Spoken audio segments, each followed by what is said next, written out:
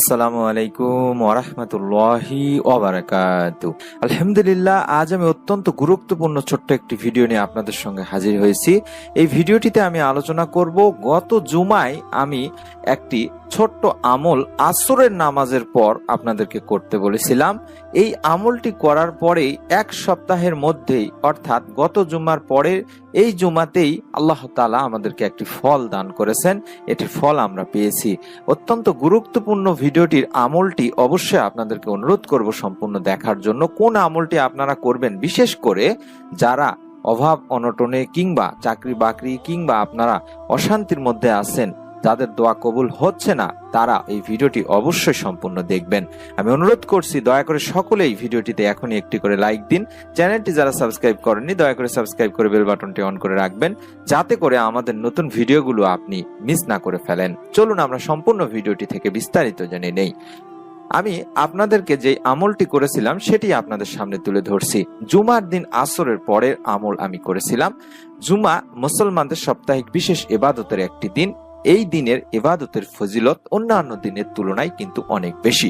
এই দিনের ইবাদতের নির্দেশ ও গুরুত্ব তুলে ধরে মহান রব্বুল আলামিন আল্লাহ তাআলা পবিত্র আল কোরআনে একটি সূরা নাজিল করেছেন, যে সূরাটির 9 থেকে 10 নম্বর আয়াতের অর্থই হচ্ছে, মুমিনগণ, জুমার দিনে যখন নামাজের আজান দেওয়া হয় তখন তোমরা আল্লাহর স্মরণের পানে দেরি না করে বেচা কিনা বন্ধ করো। এটা তোমাদের জন্য উত্তম যদি তোমরা বোঝো। অতঃপর যখন নামাজ সমাপ্ত হবে তখন তোমরা পৃথিবীতে আবার ছড়িয়ে পড়ো এবং আল্লাহ তাআলার অনুগ্রহ তালাশ করো এবং আল্লাহ তাআলাকে অধিক পরিমাণে স্মরণ করো, তবেই তোমরা সফল কাম হবে। সূরা জুমা আয়াত 9 থেকে 10 বলা হয়েছে।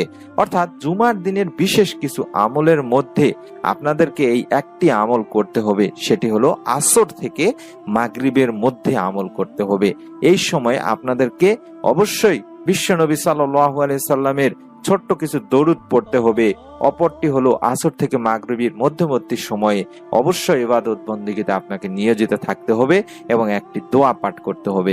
জাবের ইবনে আব্দুল্লাহ রাদিয়াল্লাহু তাআলা আনহু থেকে বর্ণনা করা হাদিসে আল্লাহ রাসূল সাল্লাল্লাহু আলাইহি সাল্লাম বলেছেন, জুমার দিনে এমন একটা সময় রয়েছে যাতে আল্লাহর বান্দা আল্লাহর কাছে যা চায় আল্লাহ তাআলা তাই দেন। অতএব তোমরা আসরের শেষ সময়ে তা তালাশ করো।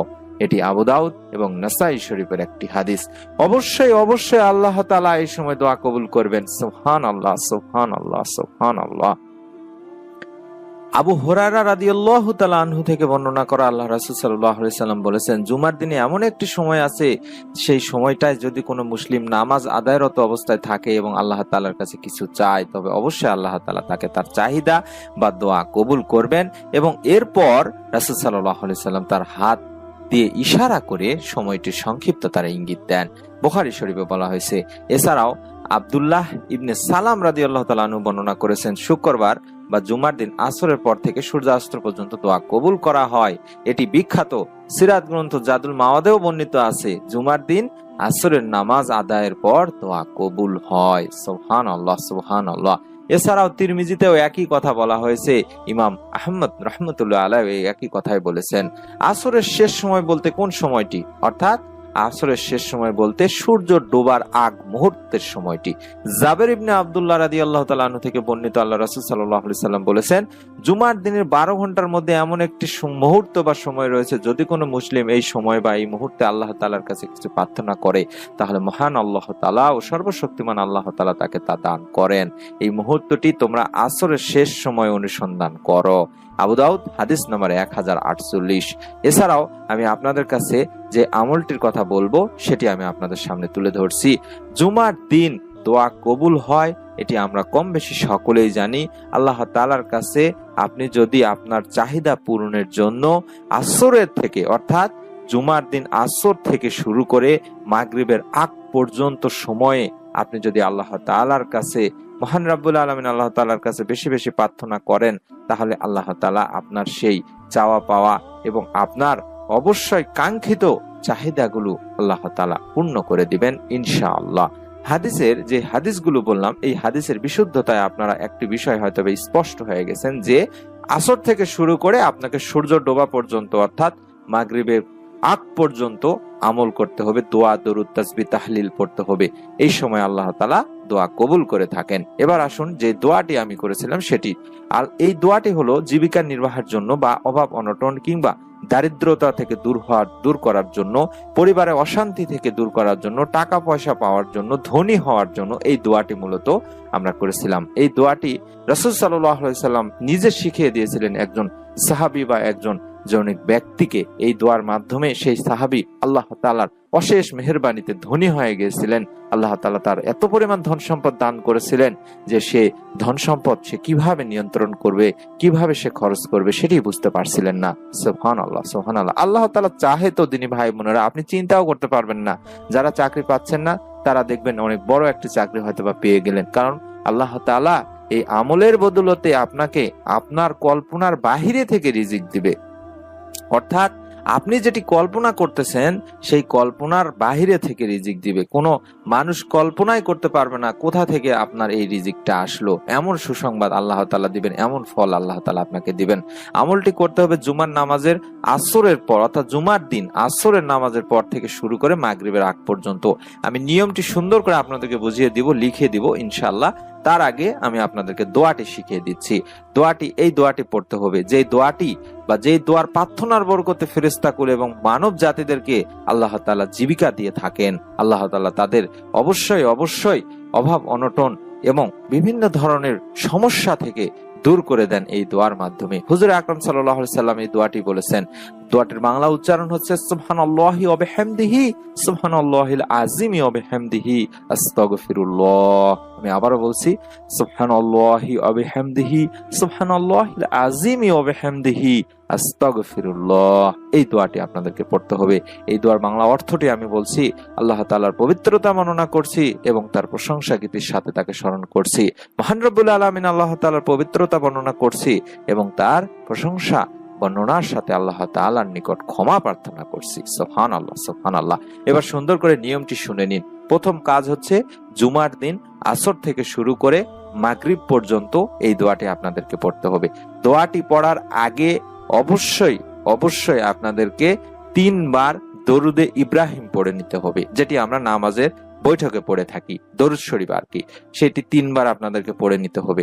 তারপরে যে দোয়াটি এখন দেখাচ্ছি, যেটি দোয়াটির কথা বললাম, এই দোয়াটি গুনে গুনে হাতের করে আপনি গুনে গুনে 100 বার পড়বেন। তারপরে আবারও আপনাকে 3 বার দরুদে ইব্রাহিম পড়তে হবে। সবশেষে আপনাদেরকে তওবা ইস্তেগফার করতে হবে, অর্থাৎ আস্তাগফিরুল্লাহ আস্তাগফিরুল্লাহ 100 বার পড়তে হবে। তারপর 2 হাত তুলে আল্লাহ তাআলার কাছে আপনার সমস্যার কথাগুলো বলবেন। ইনশাআল্লাহ মহান রাব্বুল আলামিন আল্লাহ তাআলা জুমার দিন আসরের পরে যদি কেউ এই দোয়াটি পড়েন, অন্তত 70 বার পড়ার কথা বলা হয়েছে, আমরা 100 বার আমলটি করেছি, আপনি চাইলে 70 বার দোয়াটি পড়তে পারেন। এই দোয়াটি পড়লে তবে সপ্তাহ দিনেই আল্লাহ তাআলা চাহে তো তার আর্থিক অবস্থার পরিবর্তন হতে পারে। অর্থাৎ 1 সপ্তাহের মধ্যেই আমরা এই গত শুক্রবারে করে আল্লাহর মেহেরবানিতে এই শুক্রবারে এর ফলাফল পেয়েছি। আমাদের বিভিন্ন জায়গা থেকে আল্লাহ তাআলা যে সমস্ত জায়গা থেকে আমাদের রিজিকের সমস্যা ছিল সেগুলো আল্লাহ তাআলা সমাধান করে দিয়েছেন এবং রিজিক দান করেছেন। নবী করিম সাল্লাল্লাহু আলাইহি সাল্লাম নিজেও বলেছেন, যে ব্যক্তি এই দোয়াটি দৈনিক 1000 বার পড়তে পারবে, অর্থাৎ সারা দিনে যদি আপনি 1000 বার পড়তে পারেন, তাহলে আল্লাহ তাআলা চাহে তো সে অল্প দিনেই ধনী হয়ে যাবে। সুবহানাল্লাহ, সুবহানাল্লাহ। আমি আপনাদেরকে ইস্তেগফার করার ফজিলত বলেছিলাম বিভিন্ন ভিডিওতে। যে ভিডিওটিতে আমি বলছিলাম যে ইস্তেগফার করলে মহান রাব্বুল আলামিন আল্লাহ তাআলা আপনার অকল্পনীয় উৎস থেকে রিজিক দান করবেন, আপনার পরিবার সংসারে অভাব অনটন দূর করে দিবেন। দিনী ভাইরা আমলটি করে দেখুন, বিশ্বাস নিয়ে ইনশাআল্লাহ আল্লাহ তাআলা আপনাদেরও অবশ্যই দোয়া কবুল করবেন। যারা সহি নিয়তে আমলটি করবেন তারা সকলে ভিডিওটিতে একটি করে কমেন্ট করবেন, নিয়ত করার উদ্দেশ্যে কমেন্ট করবেন আমিন লিখে। আল্লাহ তাআলা আমাকে আমলটি করা তৌফিক দান করুন, আমিন। এরকম যদি কমেন্ট বড় করে লিখতে পারেন লিখবেন, না হলে শুধু আমিন লিখবেন। আমি অনুরোধ করব সকলেই কমেন্ট করার জন্য এবং আপনার নিকট আত্মীয় স্বজনদেরকেও আমলটি করার জন্য বলবেন এবং আমাদের ভিডিওগুলো কেমন লাগতেছে সেটিও আপনি বলতে পারেন। তবে অনুরোধ করব ভিডিওগুলোতে লাইক দেওয়ার এবং চ্যানেলটি সাবস্ক্রাইব যারা করেননি তারা অবশ্যই সাবস্ক্রাইব করে বেল বাটনটি অন করে রাখার। আল্লাহ তাআলার অশেষ মেহেরবানিতে আমরা প্রতিদিন ভিডিও দেওয়ার চেষ্টা করি, যাতে করে আপনারা সেই ভিডিওগুলো আমলগুলো করতে পারেন। আমাদের জন্য দোয়া করবেন। আল্লাহ তাআলার অশেষ মেহেরবানিতে যেন আমরা প্রত্যেক দিন আপনাদেরকে নতুন নতুন আমলের ভিডিওগুলো দিতে পারি ইনশাআল্লাহ। সকলে ভালো থাকুন, সুস্থ থাকুন। আমলটি যথাযথভাবে করার জন্য আল্লাহ তাআলার কাছে নিয়ত করে ফেলুন ভিডিওটিতে কমেন্ট করার মাধ্যমে। আসসালামু আলাইকুম ওয়া রাহমাতুল্লাহি।